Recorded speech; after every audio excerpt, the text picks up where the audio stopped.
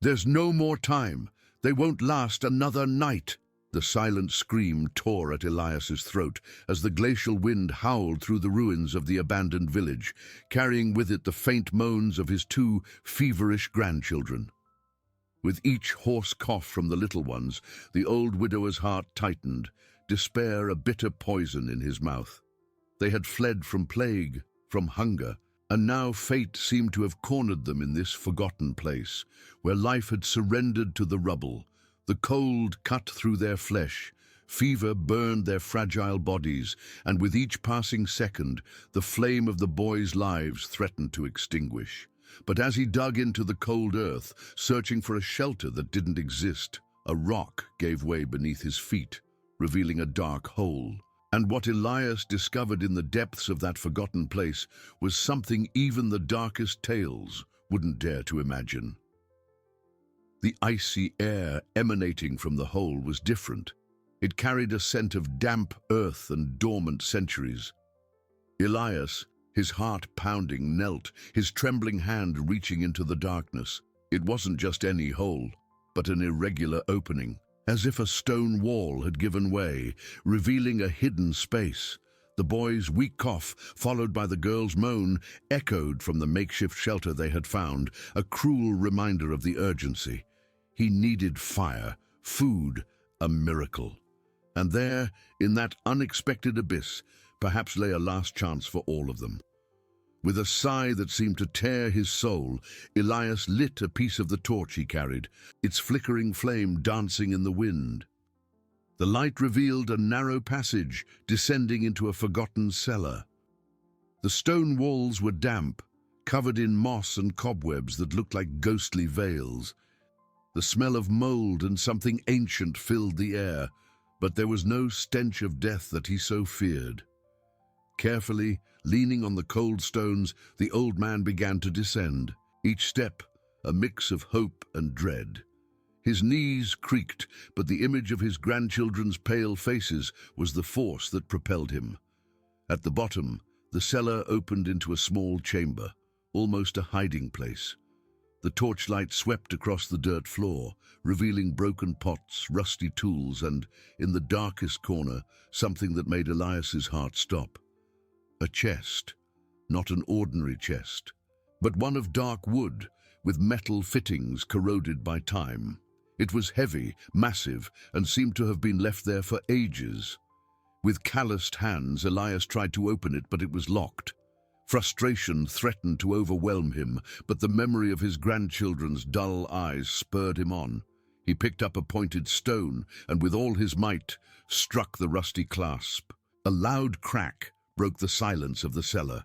The chest sprang open, revealing a golden glow that seemed to defy the darkness. Elias's eyes widened, his mouth agape. Inside, shimmering gold coins, pearl necklaces, and rings with precious stones lay, reflecting the torchlight in 1,000 colors. It was a fortune, more than he had ever dreamed of in his entire life of hard labor. His fingers trembled as he touched the cold metal and smooth gems. Warm tears streamed down his weathered face, not from sadness, but from a relief so profound it nearly brought him to his knees. His grandchildren wouldn't die of hunger. But the surprise didn't stop there. Beneath the jewels, wrapped in faded silk fabric, lay an ancient scroll. With still trembling hands, Elias unrolled it. The writing was elegant, in a language he could barely decipher, but there were drawings and symbols that seemed familiar. And then a word, repeated several times, jumped out at him. Elixir. The description of rare herbs, a meticulous preparation process, and the promise of a cure for any ailment filled the lines. The air seemed to thin, not just food and shelter, but a cure. The illness consuming his grandchildren, the cough tearing at their small chests, the fever weakening them, all of it could come to an end. Elias clutched the scroll to his chest, his mind reeling. It was a miracle. A true miracle. That cursed place, which had promised only despair and an end, had become the cradle of his salvation. He looked at the chest, at the scroll, And then up at the darkness above, where his grandchildren awaited him, a faint but genuine smile bloomed on his cracked lips. The flame of hope, which he had thought extinguished, rekindled in his heart, stronger and brighter than ever. He wasn't just saving his grandchildren, he was saving a piece of himself that had been lost for a long time. With the treasure and the recipe for life in his hands, Elias felt a renewed strength, an unshakable determination. He would climb out, and his grandchildren would live. Elias's determination infused him with a long-forgotten energy. With superhuman effort, he lifted the heavy chest, feeling the weight of the gold and jewels in his tired arms. The scroll, carefully rolled, was secure in his garments, close to his heart, a talisman of hope. Climbing the narrow, damp passage, bearing such a burden, was Herculean for his creaking knees and aching muscles. Each makeshift step was a challenge, but the image of his grandchildren's pale faces, the elixir's promise of life, was the fuel that propelled him. He sweated, the cold cellar air mixing with the steam of his exertion, but he didn't stop. The flickering torchlight danced, illuminating the path back to the surface, to the hope that was reborn. When he finally emerged from the hole, the biting wind of the abandoned village seemed less hostile. The chest was deposited with a dull thud on the uneven ground, and Elias knelt beside it, panting, his hands resting on his knees. His eyes swept over the makeshift shelter where he had left his grandchildren. The boy, his small hand clutching the blanket, coughed again, a dry, painful sound. The girl, nestled beside him, trembled, her lips purplish and her breathing shallow.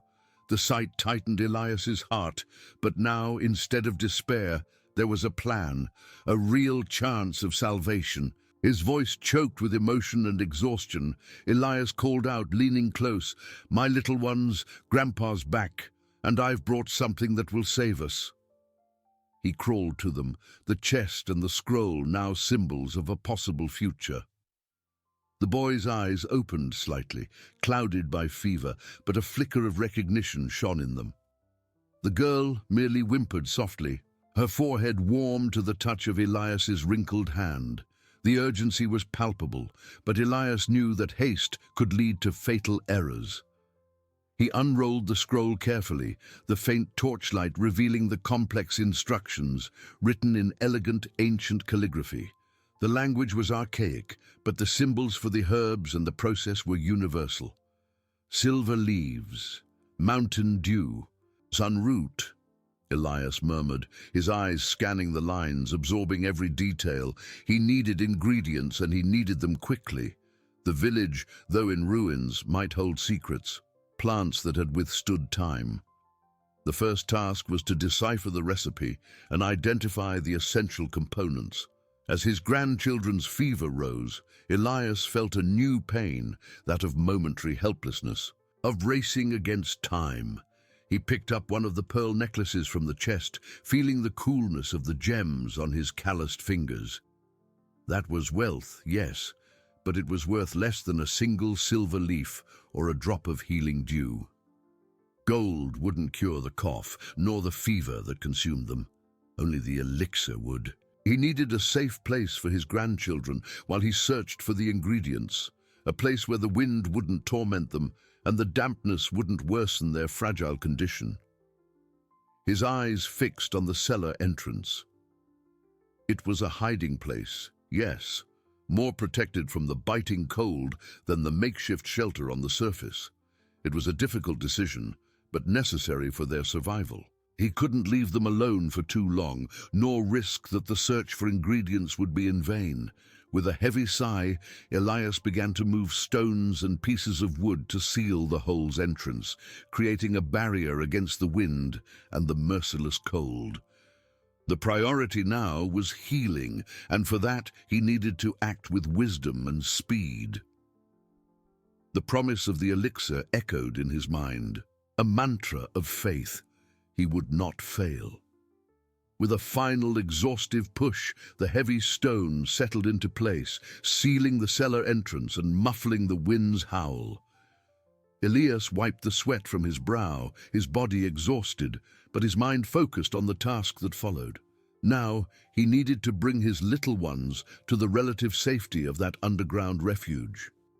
He turned to the makeshift shelter, where the boy and girl lay, their breaths shallow and feverish. The grandfather's heart tightened, an old pain mixed with a new and vibrant hope.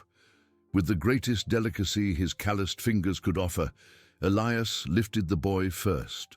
The small body was light, almost weightless, but the fever radiated an alarming heat. The boy whimpered, his eyes half closed, and weakly clutched his grandfather's shirt. Elias nestled him against his chest, feeling each faint beat of the tiny heart. "It's all right, my angel," he whispered, his voice choked. "Grandpa will take care of you." Then, with the same tenderness, he picked up the girl, who was even more fragile, a small sigh escaping her pale lips. He carried them, one at a time, descending the dark passage with slow, steady steps, the torch fixed in a wall recess, illuminating the way. At the bottom of the cellar, the darkness was less cold, more damp, but it offered shelter from the biting wind. Elias carefully laid his grandchildren on a cloak he had taken from the chest, a faded but soft silk fabric he had found beneath the jewels. It was an unexpected luxury, but now it served as a bed for his precious burdens. He lit the torch again, fixing it in a makeshift holder, and the flickering light danced over the stone walls, revealing the small chamber and its new occupants. With his grandchildren relatively safe, Elias turned his attention to the scroll. He unrolled it again, the faint light revealing the complex instructions in ancient calligraphy. His eyes, accustomed to working the land and reading few and simple texts, struggled to decipher the archaic words. It was like trying to see through a veil. "Silver leaves, mountain dew, sunroot," he murmured, repeating the names of the herbs, trying to imagine them, to visualize them. The task was monumental, a challenge for his tired mind. But the image of his grandchildren's feverish faces was a beacon, guiding him through the dense fog of his ignorance. He knew that some of the ingredients could be found near the village, perhaps on the hillsides or along the banks of the stream that wound through the ruins. Others, however, seemed more exotic, requiring a deeper search, perhaps even a journey. But the journey could wait. The priority was what was within reach of his hands, or at least within reach of his eyes and his determination. Elias knelt beside his grandchildren, his rough hand caressing the boy's warm forehead, then the girl's. A heavy sigh escaped his lips. The fever did not subside, and time was cruel. He needed to start. The first light of dawn would bring with it the hope of finding the silver leaves, which the scroll described as shimmering with morning dew. He would close his eyes for just a few hours, regaining strength for the search that was about to begin. The promise of the elixir, once a distant whisper, was now a silent cry in his heart, propelling him with every beat. He would not fail. He could not fail. His grandchildren's precious lives depended on it. Elias couldn't close his eyes. Every sigh and whimper from his grandchildren was a pang in his heart. The torch cast shadows, but it didn't dispel the anguish that enveloped him. He sat, leaning against the cold stone, watching their pale little faces. The boy coughed, a dry sound that tore at his small chest. Elias reached out, touching the boy's forehead. The fever still burned, relentless. The girl trembled, a knot formed in the old man's throat. The elixir was a beacon, but the journey seemed like an abyss, vast and uncertain. The hours dragged on. Before dawn, Elias was already on his feet, his mind buzzing. He unrolled the scroll once more, the torch illuminating the ancient words and drawings.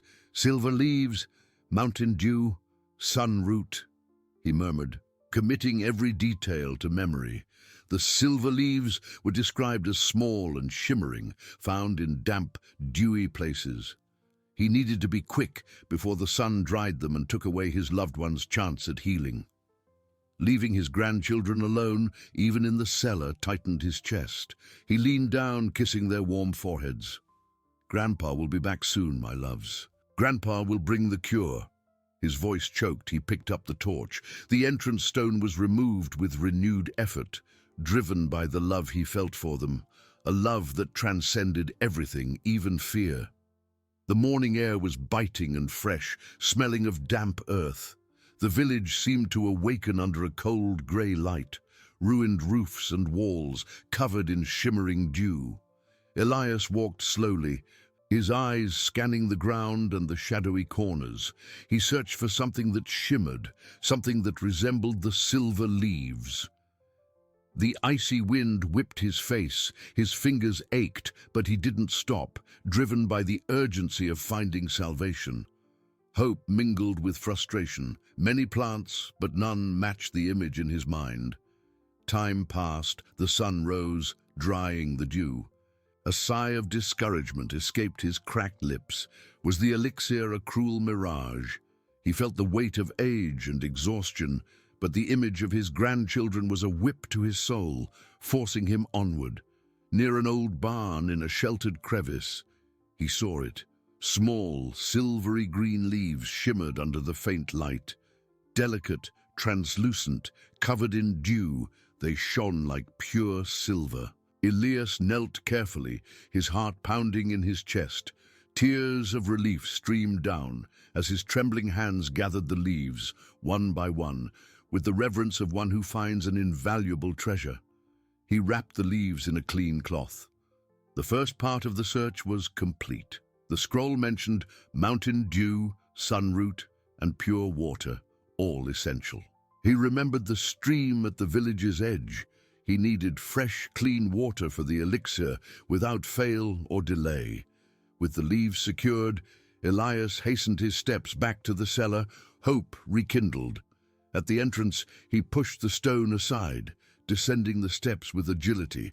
"My little ones, look what Grandpa found," he exclaimed, his voice hoarse, showing the wrapped leaves. The journey was long, but the first step had been taken, successfully and with great relief. The girl coughed, but her pale eyes opened, fixing on the bundle. The boy nodded in recognition. Elias felt a renewed warmth and strength. He needed water from the stream, and the search for the sun root would begin. With each step, Elias's faith grew stronger, propelling him to fight for a future that seemed possible, a future of hope and life. With the silver leaves carefully stored, Elias knelt beside his grandchildren. The boy's fever seemed to have intensified, and the girl trembled even more. Time was a relentless enemy. "Grandpa will fetch the purest water for you, my loves," he whispered, his voice choked with urgency and the love he felt. He kissed their warm foreheads, feeling the weight of responsibility and the fragility of those lives in his hands. He rose with a groan, his knees protesting, but the determination in his eyes was unshakable. The scroll, now his guide and compass, was secure in his garments. Before leaving, he made sure the torch was firmly fixed, casting a soft, protective light over the little ones. With a last look at his grandchildren asleep on their makeshift silk bed, Elias removed the stone from the cellar entrance, emerging once more into the cold morning air. The sun was already beginning to rise on the horizon, painting the sky in pale shades of pink and orange, but the air remained biting. Elias quickened his pace, his eyes sweeping over the village ruins. He remembered the stream that wound along the village's edge, a trickle of water he had noticed in his first days of despair. That was where he needed to go.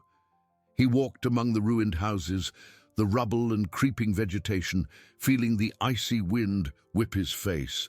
Each step was a silent prayer, a plea for his grandchildren to hold on a little longer. The image of their pale faces was an engine in his heart, propelling him forward despite the exhaustion that weighed on his shoulders. Finally, he spotted the stream. The water ran clear and crystalline, mirroring the brightening sky. It was a sound of life amidst the silence of desolation. Elias knelt on the bank, his trembling hands reaching into the icy water. He filled his leather canteen, feeling the liquid purity run through his fingers. He took a sip, feeling the coolness invigorate his dry throat, and then hurried to fill a small pot he had found in the cellar. With the pure water in hand, the second stage of the search was complete. But the sun root still awaited him. The scroll described it as a golden root, growing in sunny, rocky places. Elias knew that the hillsides surrounding the village were his next destination. With each passing minute, anxiety mounted, but hope, now more palpable, prevented him from succumbing to despair. He returned to the cellar, the canteen and water pot carefully protected. Upon seeing his grandchildren, he felt a tightening in his chest. The girl coughed again, a weak sound that seemed to tear at his soul. Elias placed the water beside them, the promise of life in every drop. "Now, the sun root," he murmured, looking at the scroll. The journey was long and arduous, but he would not stop. His grandchildren's lives depended on his courage and his faith. Elias, his heart heavy at the sight of his feverish grandchildren, knew he couldn't lose a second. The sun root, according to the scroll, grew in sunny, rocky places, which meant the steep slopes surrounding the village. With a last kiss on the little ones' warm foreheads, he rose, feeling every bone protest. But his determination was stronger than the pain. He removed the stone from the cellar entrance once more, emerging into the sunlight that now bathed the ruins, revealing the harshness of the landscape. The air, though warmer than at dawn, was still biting at the heights. Elias began to climb, his steps slow and steady over the loose stones and creeping vegetation. His tired eyes swept the terrain, searching for the golden shimmer the scroll described.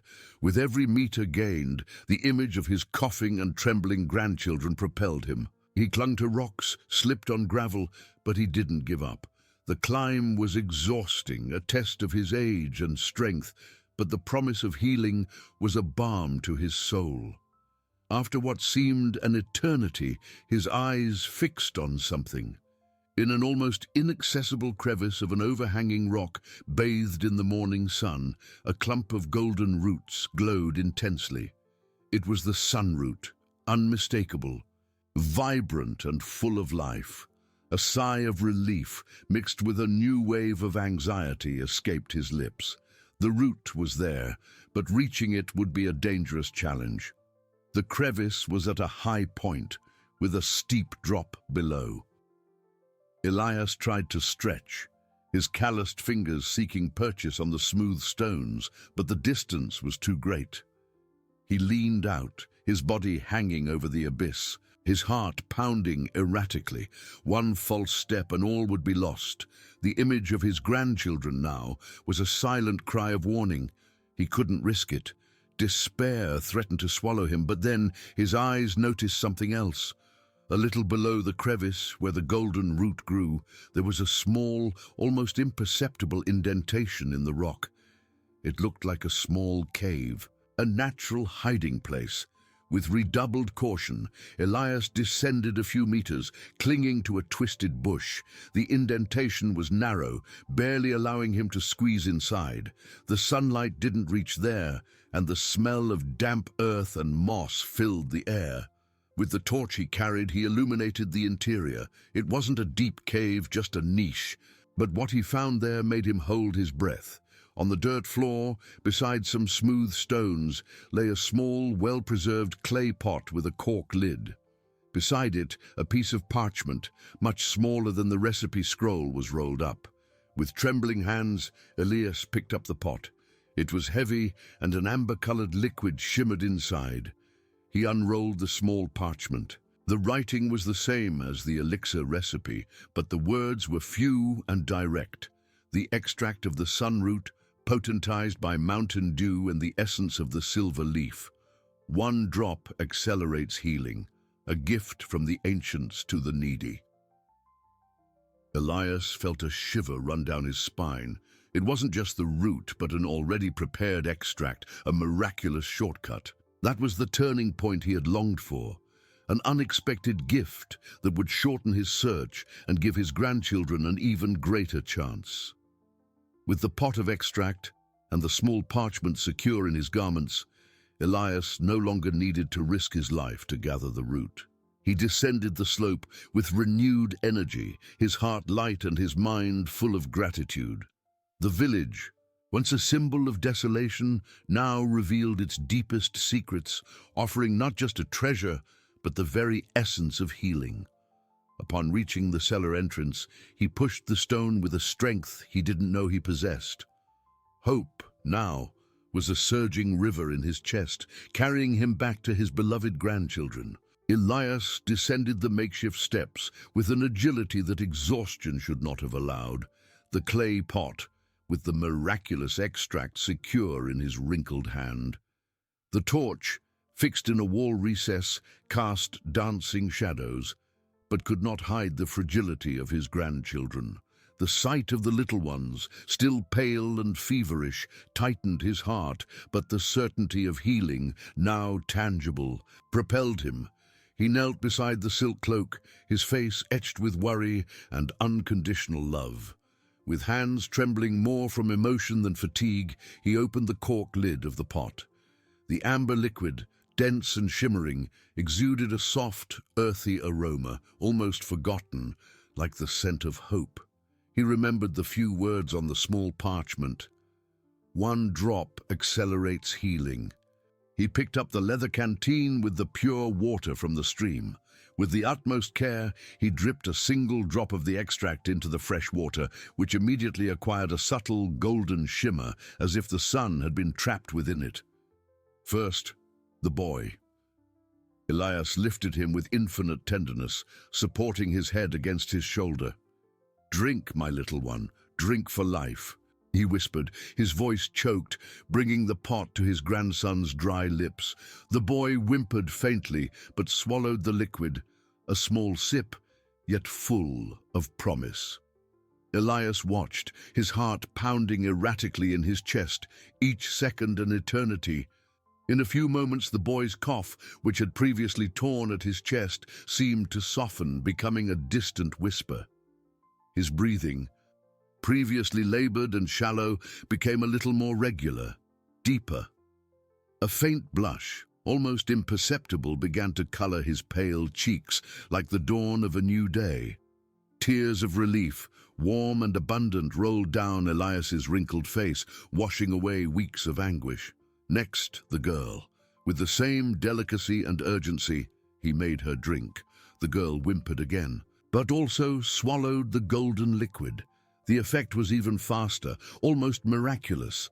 The trembling that consumed her ceased, and a deep, relaxed sigh escaped her lips, as if an immense weight had been lifted from her small shoulders. The fever, which had previously burned, seemed to subside, leaving her skin cooler to the touch of Elias's rough hand. He felt a lump in his throat, an overwhelming mix of gratitude, relief, and an emotion so pure it hurt. He nestled both grandchildren in his arms, stroking their hair, damp with sweat and fever, now cooler. "My angels, you will be well," he murmured, his voice almost inaudible, but laden with all the faith and love he possessed. The silence of the cellar was filled only by the calmer, more regular breathing of his grandchildren, who now slept deeply, a restorative sleep Elias hadn't seen for days. Elias remained there, kneeling, watching them, the torch casting light upon the miraculous scene. The wealth of the chest, with its shimmering gold coins and jewels, seemed insignificant compared to that small clay pot, which contained the true fortune, life itself. That abandoned village, which had once represented the end of the line, had become the cradle of a new beginning, a sanctuary of hope. Elias felt a profound peace, one he hadn't known for a long time, fill every fiber of his being. The promise of the elixir was not a distant legend, but a tangible reality, a gift from the ancients he had unearthed. He knew that full recovery would take time, but the worst was over. Faith, which had been tested to its limit, now bloomed in his heart, stronger than ever, propelling him to fight for a future that finally seemed possible. The hours melted away in a watchful sleep for Elias. He didn't dare close his eyes completely, fearing that the improvement might be a fleeting dream. But with each softer breath from his grandchildren, with each tranquil movement they made on the silk cloak, certainty solidified. The boy, once pale and feverish, now had a faint blush on his cheeks, and his forehead was cool to the touch. The girl, who had trembled uncontrollably, slept serenely, a small, almost imperceptible smile playing on her lips. Elias felt a lump in his throat, but this time it was from pure joy. The tears that streamed down now were of gratitude, washing away the last stains of despair from his soul. With the first light of day filtering through the cracks in the entrance stone, Elias saw his grandchildren open their eyes. First, the boy, with a deep sigh, his blue eyes still a little hazy but with a glimmer of recognition. He looked at his grandfather, and a faint but genuine smile lit up his face. "Grandpa," he murmured, his voice still hoarse, but without the cough that had previously torn at him. Elias hugged him with restrained strength, kissing his hair. "My little one, you are well. You are well." Next, the girl. Her brown eyes opened slowly and she blinked, confused for an instant before seeing her grandfather. She extended a fragile little hand, and Elias held it, feeling the soft warmth of her skin. "Grandpa," she also whispered, and a sound that seemed like a faint laugh escaped her lips. Elias felt his heart overflow. They were alive, and they were getting better. The cure was not an illusion. Hunger, which had been overshadowed by illness, now made itself felt. The little ones, though weak, asked for food. Elias remembered the few provisions they still had, sparingly kept, dry bread and a piece of stale cheese, but which now seemed like a feast. He fed them carefully, watching each bite, each sip of pure water he offered them. The sight of them eating, even if little, was more precious than all the gold in the chest. As his grandchildren slowly recovered, Elias began to think beyond immediate survival. The chest with its tempting gleam was there, and the scroll with the elixir recipe held secrets yet to be explored. That treasure wasn't just for them. He felt there was a greater purpose. That abandoned village, which had welcomed him in his darkest hour, could be more than a temporary refuge. He looked around the cellar, then at the entrance to the passage leading to the ruins. That place, cursed by legends, had revealed itself to be a sanctuary. What if he could transform it into a true safe haven? Not just for his grandchildren, but for others who, like them, were fleeing plague and cruelty. The idea, once a distant whisper, now echoed in his mind with growing force. The responsibility of the treasure weighed on him, but not as a burden, rather as an opportunity. Hope had transformed into a plan, still hazy, but full of potential. Elias knew the path would be long, full of challenges, but the sight of his grandchildren, asleep again, but now with the promise of a future, was the strength he needed. He wasn't just saving 2 lives. He was about to rebuild a world. That village soon would no longer be a forgotten place, but a beacon of hope, a testament to the power of love and human resilience. The journey of healing had begun, but the journey of building was only at its dawn. The journey of healing had begun, but the journey of building was only at its dawn. The days that followed were a balm to Elias's soul. His grandchildren's fever subsided, and the cough, once a constant lament, transformed into rare clearings of the throat. Their eyes, once dull, regained the sparkle of childhood, and their small, pale faces displayed a soft blush of health. Elias watched them in silence. Each faint laugh, each more vigorous movement, was pure gratitude in his heart. He gave them the extract diluted in water each morning with the reverence of one offering a sacred gift, and fed them with the few provisions now rationed with hope. But as life returned to his grandchildren's bodies, a new flame ignited in Elias's chest. That village, which had been his last refuge, could not be just a hiding place. The chest, with its shimmering gold coins and jewels, lay untouched in the cellar, a reminder of fortune beyond mere survival. The scroll, with the elixir recipe, was not just a map to healing, but a promise of the future. Elias spent hours looking at the cellar entrance, his mind wandering through the ruins outside. He saw not just fallen stones and rotten wood, but the potential, the seed of something new. The idea of revitalizing the village, once a distant whisper, now cried out within him. At first, the thought seemed like madness. An old man like him, alone, with two small grandchildren, rebuilding an entire village. His age and solitude were gigantic obstacles. Who would help him? How would he begin? The village had a dark reputation as a cursed and forgotten place. But then he looked at his grandchildren, at the sparkle in their eyes, and the doubt dissipated. It wasn't just for them, it was for everyone. It was to create a place where no one else would have to flee from plague or cruelty, where hope could flourish for the helpless. Altruism, which had always guided his life, now found a new purpose. With this new determination, Elias began to act. His first steps were small but significant. He ventured out of the cellar, no longer in despair, but with a builder's vision. He walked through the overgrown streets, examining the houses, assessing the damage. His fingers, once trembling from illness, now felt the stones, imagining where a wall could be erected, a roof repaired.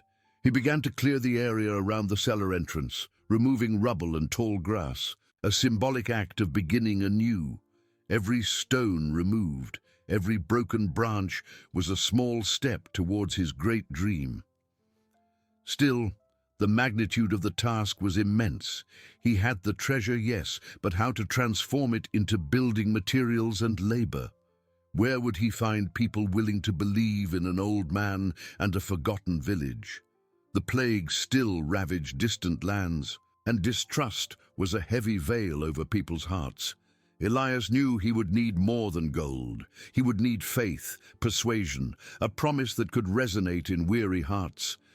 He sat at night beside his sleeping grandchildren, the scroll and the treasure map in his hands, and thought. The journey of building would require a different kind of courage, social leadership. But, looking at his grandchildren's serene faces, he knew he wasn't alone. Their love was his foundation, the reason for every effort. That village would not just be a refuge, but a testament to overcoming adversity, to the human connection he hoped to rekindle. Cleaning and organizing were the initial steps. The second, more challenging, would be to attract souls so that hope, once a solitary flame, could become a wildfire of life. Cleaning and organizing were the initial steps. The second, more challenging, would be to attract souls so that hope, once a solitary flame, could become a wildfire of life. Elias felt the weight of this truth with each dawn as he watched his grandchildren play weakly in the confined space of the cellar. The boy, his blue eyes now more vivid, tried to stack some smooth stones, while the girl, with a faint laugh, drew imaginary figures on the dirt floor. Their improvement was a miracle, a testament to the extract, but the cellar was too small for his dreams, and the village, no matter how much he cleaned it, remained empty. The idea of rebuilding seemed grand, almost impossible for a man of his age. With the responsibility of two such small lives, how would he convince people to come to a place everyone considered cursed, an echo of dark legends? The plague, though controlled for his grandchildren, was still a ghost in distant lands, and distrust was a high wall between communities. He felt like a castaway on a treasure island, but without a boat to share the wealth. Night after night, Elias sat beside the open chest, the golden gleam of coins and jewels reflecting in his tired eyes. He touched the recipe scroll, then the small map that had led him to the treasure. It was a fortune, yes, but what good was it if it couldn't be used for the greater good?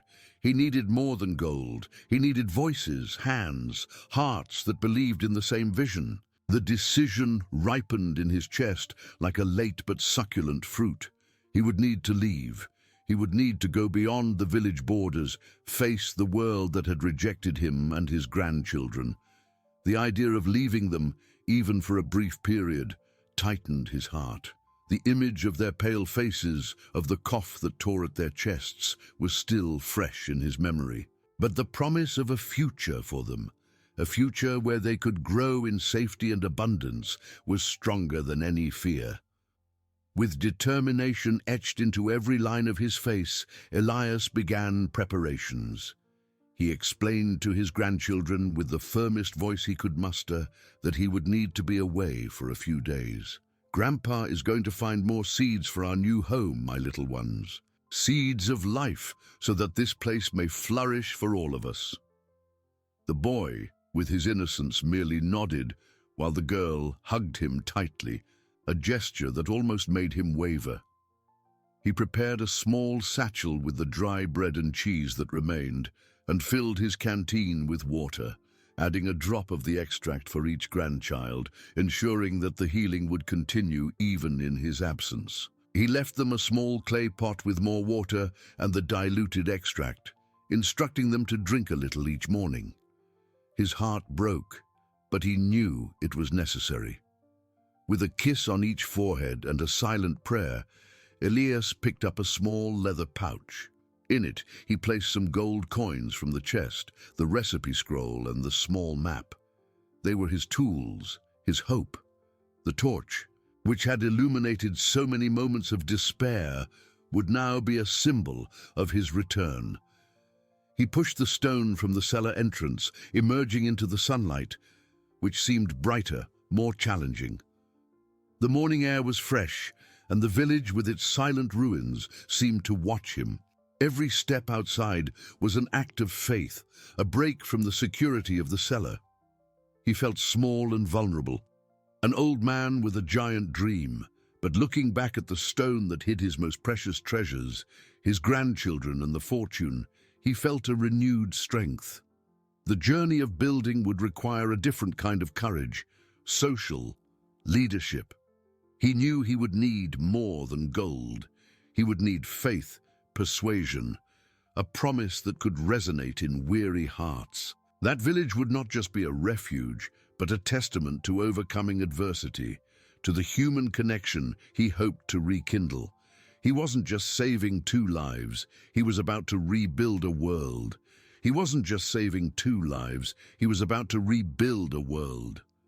With the morning sun in his tired eyes, Elias began his journey, each step an echo of his determination. The path was uncertain. The roads, once bustling, were now sparse trails, marked by abandonment and fear. He walked for days, his aged body feeling the weight of the pouch and the absence of his grandchildren, a constant ache in his chest.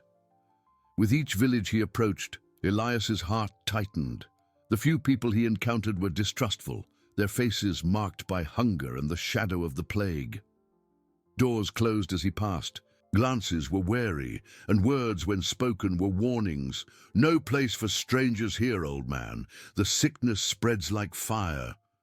Elias tried to explain, his voice hoarse with exhaustion and emotion. He spoke of the abandoned village, of the treasure, of the elixir that had cured his grandchildren.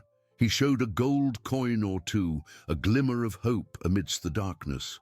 But gold, for many, was just a sign of danger, and the story of a cursed village becoming a safe haven sounded like an old man's madness. "Legends are for children, grandfather," a young man told him, his eyes empty. "Here, there is only the reality of sickness and hunger." With each rejection, a piece of Elias's heart seemed to break, but the image of his grandchildren, their fragile smiles, propelled him. He could not give up. In a small settlement by a dry river, Elias found a group of families camped under sparse trees.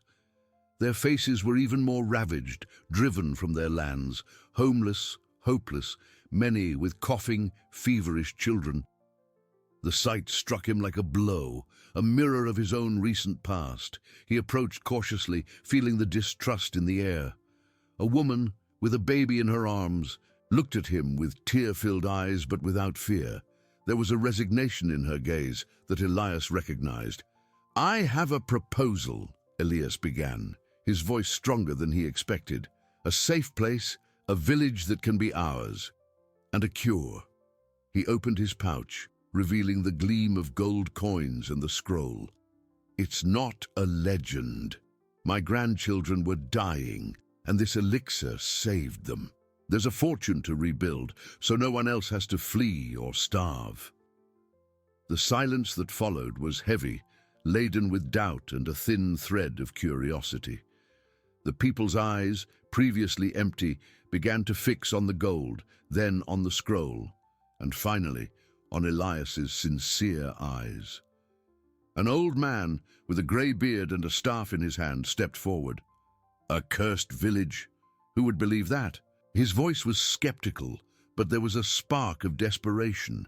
Elias didn't hesitate. He told his story from beginning to end, every detail of the escape, his grandchildren's illness, the discovery of the cellar, the treasure, and the miraculous extract.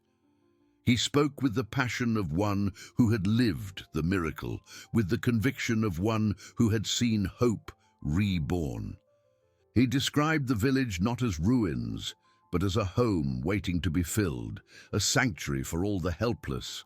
The woman with the baby approached, her eyes fixed on Elias. "You say your grandchildren were cured?" Elias nodded, and the woman touched her baby's feverish forehead, a tear streaming down her face. "What if it's true? What if there's hope?" Her question echoed among the group. The man with the staff looked at the sick children, at the tired faces of his people. Distrust was still there, but the promise of a home, of healing, of a future, was a balm to their wounded souls. "Show us," he said, his voice choked. "Take us to this place. If what you say is true, then we have nothing to lose." Elias felt a lump in his throat, an overwhelming mix of relief and gratitude. The first step had been taken. The solitary flame of his hope had found others to warm itself by. The climax of his journey was not a confrontation, but the overcoming of distrust, the human connection he so sought. He was no longer alone. The forgotten village was about to receive its first new inhabitants, and the promise of a rebuilt world began to materialize. The long walk back was a test of patience and faith. Elias led the small group, his steps firm despite his weariness, every fiber of his being propelled by the vision of a future. Behind him the families followed, a mix of hope and apprehension painted on their faces. The children, some still coughing faintly, were carried by their parents, their curious and fearful eyes fixed on the old man's back. The man with the staff, who introduced himself as Samuel, walked beside Elias, his scrutinizing gaze sweeping the desolate landscape. He still carried distrust, but the promise of healing for his sick grandson was an irresistible magnet. When the first ruins of the village appeared on the horizon, a murmur ran through the group. "Is this it?" a woman asked, her voice laden with skepticism. The village looked even more desolate under the afternoon sun, its fallen houses and crumbling walls confirming the dark legends. Elias turned to them, a warm smile on his lips. "Yes, this is our new home." He guided them to the cellar entrance, the stone that had concealed it now removed, revealing the inviting darkness. "My grandchildren are inside," Elias announced, and a spark of pride lit up in his eyes. "They are well. The elixir saved them." He called the children's names, and in a few moments the boy and girl emerged from the cellar, their faces clean, eyes bright, their cough completely gone. They ran to their grandfather, hugging his legs with the renewed energy of childhood. The sight of them, healthy and full of life, struck the group like lightning. Mothers clutched their sick children to their chests, tears streaming down their faces. Samuel, the man with the staff, knelt and touched his feverish grandson's forehead. "Please, Elias," he pleaded, his voice choked with emotion. Elias didn't hesitate. He took out the small clay pot with the diluted extract and began to administer a few drops to the sick children, explaining to Samuel and the others how to do it. Faith, once a thin thread, now solidified in the hearts of the newcomers. In the following days, the cellar, once a solitary refuge, became a center of healing and hope. The children began to improve. The fever subsided. The cough ceased and energy returned to their small bodies. Elias and Samuel, with the help of the other adults, began to organize the treasure. The gold coins and jewels, once merely a tempting gleam, were now the tools for a future.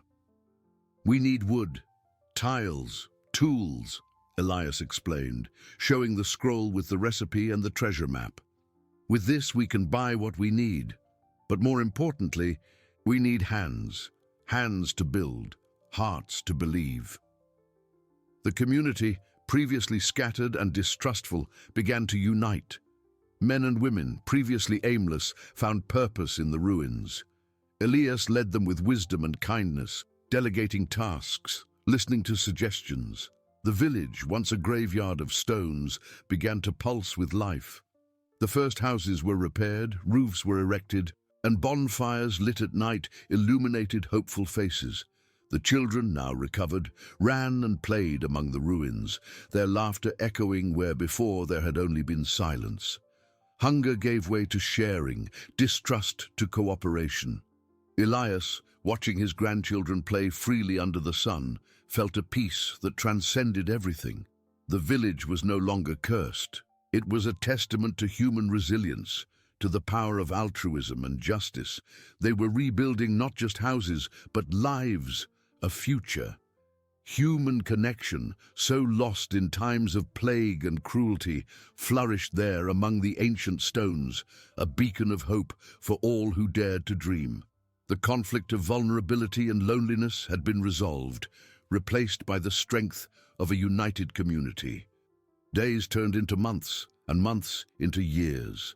The village, once a skeleton of stones and dark legends, flourished under the tireless care and work of its new inhabitants. The houses, once crumbled, stood robust, with new roofs and smoke rising from chimneys, a sign of warm homes and shared meals. Tall weeds gave way to lush gardens where fertile soil, irrigated by a stream the community had ingeniously diverted, produced food in abundance. The dirt roads, once empty, now teemed with life, children running and laughing, their crystalline voices filling the air with joy. Women weaving and sewing under the sun, men working together on building a communal barn or repairing a bridge. With every gesture, every laugh, Elias saw the materialization of his most audacious dream. Elias, his hair and beard even whiter, but his eyes shining with a profound serenity, watched everything from the wooden bench he himself had carved in front of what was now the best-kept house in the village, his own. His grandchildren, the boy and the girl, were no longer the pale, sick figures he had dragged through the desolate landscape. They were strong, healthy young people, full of energy and curiosity, with the promise of a bright future in their eyes. The boy, now a teenager, helped Samuel, the man with the staff who had become his right-hand man and loyal friend, in organizing harvests and defending the village. The girl, with a smile reminiscent of her mother's, assisted the older women in preparing food and caring for the younger ones, always with a kindness that warmed Elias's heart and inspired everyone. The elixir, guarded with reverence, was used sparingly, only in cases of severe illness, and its fame had spread, attracting other helpless people seeking refuge and healing. Elias, with the wisdom life had given him and the experience of his own sorrows, established rules of justice and altruism. No one was expelled, no one went hungry, and everyone contributed what they could. The cellar's treasure, prudently managed by a council of elders led by Elias and Samuel, ensured the purchase of seeds, tools, and essential materials. But the village's true capital was the unbreakable unity of its people and the shared faith in a better future. The village, which they named Esperanza, Hope, became a beacon in a land still marked by plague and cruelty. Travelers and merchants, once fearful, now sought the place, drawn by the fame of its prosperity and the genuine kindness of its people. Elias, sitting there, felt the warmth of the sun on his wrinkled face, the sound of life vibrating around him. He had arrived there with a broken heart, his soul torn by loss and despair, with nothing but his grandchildren and an almost extinguished faith. But, amidst the ruins and the silence, he had found not only a material treasure, but the immeasurable wealth of human connection and the purpose of a life. His grandchildren, who now approached to bring him a cup of herbal tea, were the living testament to his journey and his resilience. They not only survived, they flourished, and, with them, a new world flourished, built on the foundations of love, perseverance, and the unshakable faith of an old man who refused to give up.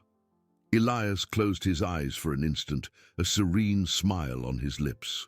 That village, once cursed, was now his legacy, a safe haven where hope, once lost, finally reigned supreme. Life, in its fullness and beauty, had returned. Elias opened his eyes, his smile serene and profound, and let the golden light of dusk kiss his wrinkled face. The hum of the village was the sweetest melody his ears had ever heard. Children's laughter in the square, the clang of a hammer, harmonious voices of women. Esperanza, hope, the name they had given the village, echoed in every re-erected stone, in every heart that beat there. His grandchildren, now young adults, were the living embodiment of hope. The boy who once barely stacked stones in the cellar was now a respected leader, guiding the men in expanding cultivated lands. With Elias's unshakable determination and Samuel's pragmatism, the girl, with her grace and wisdom, had become the guardian of the community's well-being, her hands skilled in the art of healing with the extract and local herbs. She had established a refuge for the sick, where the elixir was administered with reverence and compassion was the most potent remedy. Elias felt a warmth in his chest that went beyond the setting sun.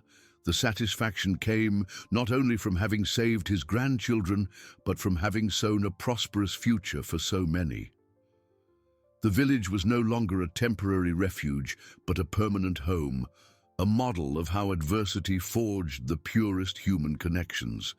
The fame of Esperanza had spread, not as a legend of gold and healing, but as a living testament to altruism and justice. Lost families arrived with stories of suffering, finding shelter and a new purpose there. He remembered the days of despair, the children's coughs, the biting cold, the relentless hunger. Painful memories, but constant reminders of life's fragility and the unbreakable strength of the human spirit. The treasure had been the initial catalyst, but the true wealth lay in the faith placed in himself and others, in the courage to dream of a better world, even when everything seemed to crumble around him. A group of children approached his bench, their eyes curious and full of admiration. A girl with blonde braids handed him a wild flower. "Grandpa Elias, will you tell us the story of Esperanza again?" Elias smiled, his eyes moist with tenderness. He took the flower, its soft scent filling the air. "Of course, my little ones. It's the story of an old man who learned that the greatest wealth isn't in gold, but in the love we share and the hope we cultivate together." He began to narrate, his voice hoarse but full of life, weaving a thread of memory, gratitude, and purpose. The children nestled at his feet, absorbing every lesson. Elias watched his grandchildren, who now approached with proud smiles. That village was not just a legacy. It was a garden of flourishing lives, an eternal echo of the promise that, even in the deepest ruins, hope would always find a way. Life, in its fullness and beauty, had returned, and with it, the certainty that love and human connection were the true treasures, capable of rebuilding worlds and healing souls.